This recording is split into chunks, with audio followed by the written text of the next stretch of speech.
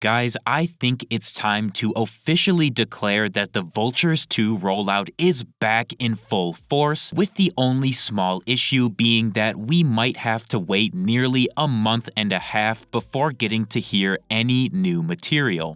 I love leaky! So in case you literally live under a rock, I am of course referencing the newly announced and confirmed Vultures listening party currently planned to take place on August 23rd, which is about a month and a half away from right now. We got this announcement reposted from literally the entire Yeezy and Vultures team, so I don't want to hear anyone saying this is something not officially confirmed. To start the day off, we got the new white with black text graphic posted by Aus Taylor, with him liking a comment on said post that states, "I can smell Vultures too." We also saw reposts of the announcement graphic from people like Jake Kasheta, who directed the Donda 2 and Free Larry Hoover shows, as well as from important figures like Ty, the official Yeezy account, and even the current chief of staff Eric, who is most certainly still with the company despite what Milo has been saying recently. We also saw reposts from producers Shadow and Veus, who most notably worked on the song Drunk, which according to Lewitt is probably scrapped, but honestly I'm gonna take this as a little bit of copium that we might actually end up getting it, even if it's heavily reworked to fit a different album theme.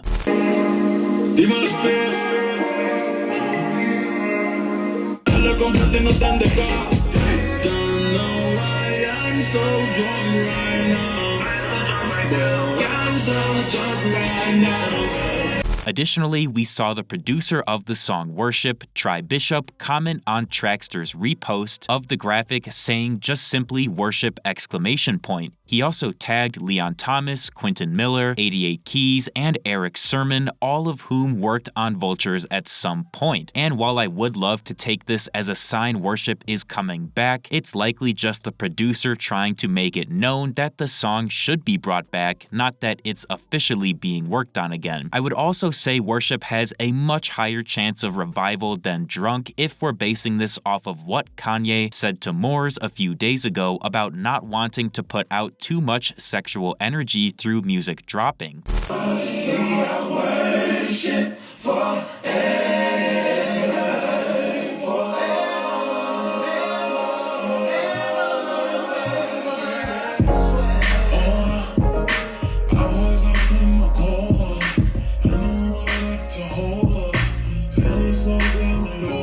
Now, a huge question for a lot of fans is where exactly in Korea will this be taking place? Obviously, it will be in Seoul, South Korea, not in North Korea, but the actual specific venue is a little unclear right now. Aus Taylor updated his post caption a little later on to say Seoul Stadium, which is probably in reference to the Seoul World Cup Stadium or maybe even the Seoul Olympic Stadium. This was directly contradicted, however, by the Korean Herald, who received their info from promoters Channel Candy, with their article stating the LP will be held at Goyang Stadium in the Ilsan province, which is actually not in Seoul. I think there might be a little confusion going on between the Yeezy team and the promoters, so hopefully that gets sorted out soon. And we know that this show will be taking place at 7 a.m. Eastern Time for everyone in America. And in case you weren't sure that there will be Vultures 2 played at this show, DJ Phi, who is very important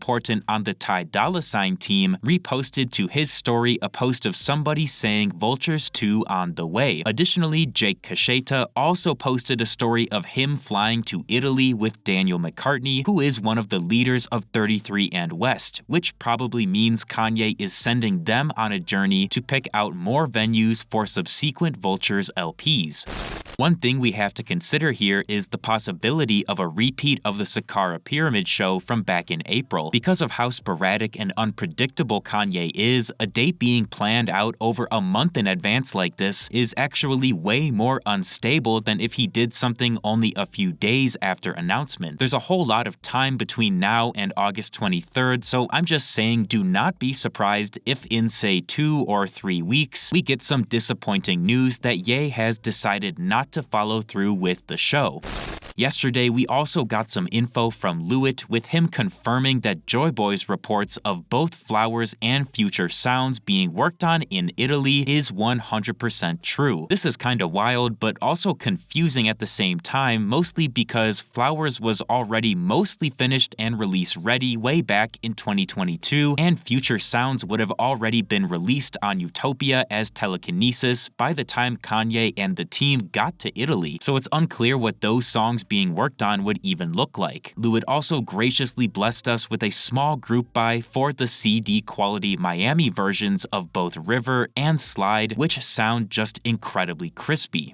For tonight, tell her you ain't coming home tonight, and you won't be alone, no lie. You know I'ma slide, slide, slide, slide it, slide it. Back on road, go, get in that mode. Shit that they been on, low vibrational. I'm on vibranium, cars they titanium. You know we is alien, landing SoFi Stadium. And finally, we can wrap up with a bit of employee drama between Jules and Milo, with both of them going at it on Twitter all day yesterday. The important info came in the form of Kanye's leaked texts firing Milo, where he calls both Milo and Dove Charney disrespectful, manipulative Zionist thieves, and says that Milo tried to destroy the Yeezy Melrose HQ. He also accused Milo of brainwashing Jules and says that Milo defended Dove sending the Yeezy money to his own personal account. Meanwhile, Kanye had only received $12 million of the $40 million net profit. Milo fired back, leaking a text Jules sent where she apparently claimed Kanye got her pregnant, which is definitely not true, and then Jules later tried to backpedal and say she was hacked. Regardless, these two are desperately trying to hang on to any shred of relevancy they had left, but I will admit it is pretty entertaining to see them go at it publicly. Thank you guys so much for watching. If you enjoyed, feel free to leave a like and subscribe to my channel for more videos like this, and let me know down in the comments if you will be attending the South Korea Vultures listening party in August.